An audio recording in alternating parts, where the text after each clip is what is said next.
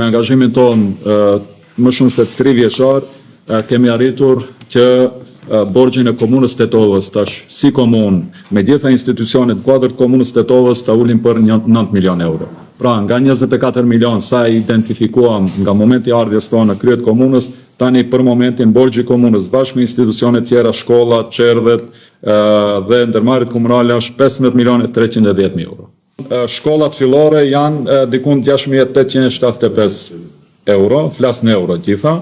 Shkollat e mesme janë 48.258, ndërmarrjet publike, Shari ka 375.732.000 euro, Tetova Transport ka 99.724.000 euro, ndërmarrje komunale publike ka 6.500.560 euro, parkingu ka 110.718.000 euro dhe totali ndërmarrjeve pra është 6.591.734 euro dhe komuna ka 8.558.551 euro.